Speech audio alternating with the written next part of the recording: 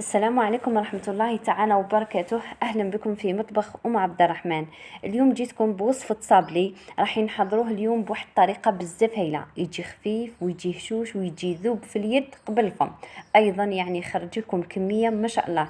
راح تحتاجوه لحفلات النجاح، تحتاجوه أيضا لأفراحكم. كما نعرفوا صابلي مطلوب بزاف مع القهوة. يلا تابعوا معايا الفيديو للاخير باش تتعرفوا على وصفتنا تاع نهار اليوم. واذا كنتوا اول مره تشاهدوا قناتي نقول لكم مرحبا بكم، فضلا منكم غالياتي وليس امرا، خليوا لي جام اسفل الفيديو. واول حاجه نبداو بها هي الصلاه والسلام على رسول الله عليه افضل الصلاه والسلام.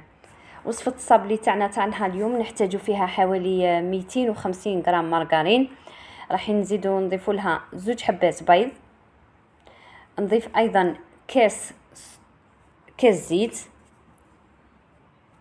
ونضيف ايضا كاس سكر جلاسي اللي هو سكر ناعم. راح نضيف المكونات تاعي كامل على ضربة، وبعد هذا نخلط بالباتور. يعني من الافضل هذه الوصفة تستعملوا فيها الباتور.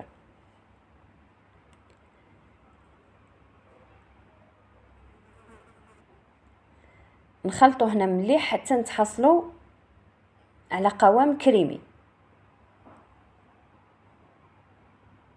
يعني هنا اللي ما عندهاش الباتور راح يتعبك الفوي،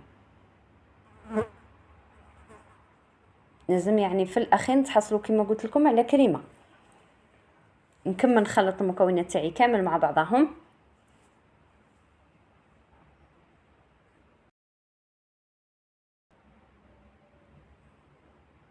شوفوا هنا في الاخير القوام اللي تحصلت عليه، هذا هو القوام اللي راح تحصلوا عليه في الاخير بعد ما تخلطوا المكونات تاعكم.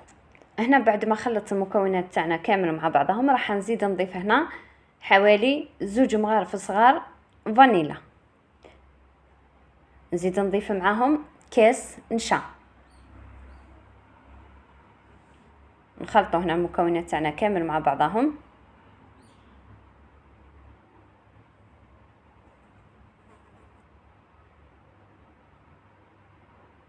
ونجيبوا هنا الفرينه ونبداو نشفوا في العجينه تاعنا.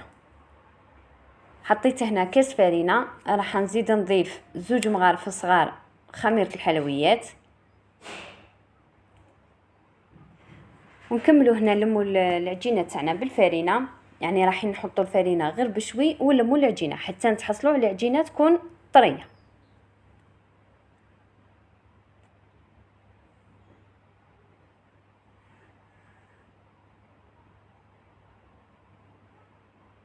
كمل هنا نحط الفرينه يعني غير بالعقل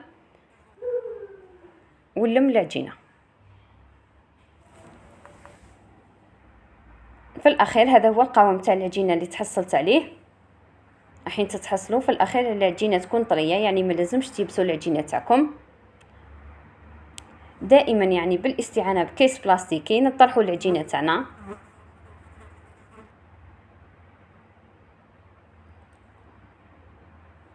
نحاول نمشي العجينه مليح.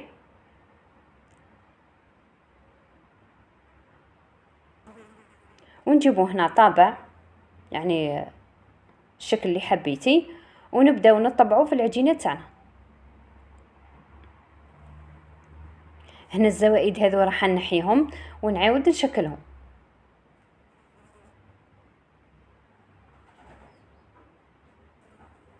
نحي هذو الحواف ونهز الحبه تاعي هكذا بالكيس بلاستيكي، راح يعاونكم يعني بزاف. نهزوا هنا الحبات تاعنا كامل نحطوهم في بلاطو، وبعد هذا ندخلوهم للفرن. يعني هنا الصابلي تاعنا راح نشعلوا له غير من تحت، نشعلوا له من تحت كي نشوفوه يعني بدا يطيب. في هذاك الوقت نطفيو عليه نشعلوا من فوق شويه برك، يعني ينشف فقط، يعني ما لازمش نحمروه. هذا هو الصابلي بعد ما كملت شكلته ندخله للفرن. وهنا بعد ما طاب لي الصابلي تشوفوا هنا كيف طيبته، يعني ما خليتوش حمار بزاف، ومام يعني من فوق خليته كما راكم تشوفوا فيه ابيض، يعني ما حمرتوش.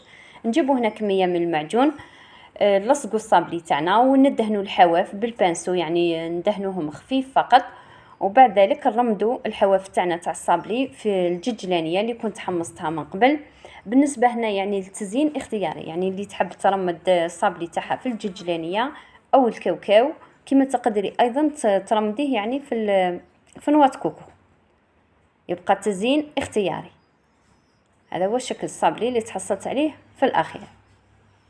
وصفة ولا أروع، صدقوني ساهل ساهل ساهل، يعني راح تخلطي المكونات تاعك كامل على ضربة وتشكليه ثمثم، يعني يوجد معك في وقفة. أيضا يعني الكمية راح يخرج لك كمية ما شاء الله، ويجي قلت لكم يعني يجي يذوب في اليد قبل الفم. هذا الصابلي ولا أروع. تجربوا الصابلي بهذه الطريقة وإن شاء الله راح تدعوا لي. في الأخير هذا هو الصابلي اللي حضرناه اليوم مع بعض بطريقة سهلة، أيضا طريقة بزاف هايلة وناجحة. ايضا يعني من نسيت ما قلت لكمش، يعني الشكل تاعو راح يقعد محافظ على الشكل تاعو وما يتغيرش. شوفوا الصابلي بعد ما قسمته معكم يجي هشوش وخفيف بزاف بزاف. هايله هذه الوصفه. نقول لكم في الاخير غالياتي، اللي عجبتكم الوصفه تاعنا اليوم ما تبخلوش عليا، خليوا لي جيم اسفل الفيديو. ايضا بلا ما تنساو شاركوني بتعليقاتكم، واذا جربتوا الوصفه اكتبوا لي في التعليقات واعطوني رايكم فيها. في الاخير نقول لكم غالياتي دمتم في رعايه الله وحفظه، الى الملتقى مع وصفه جديده وفيديو جديد ان شاء الله.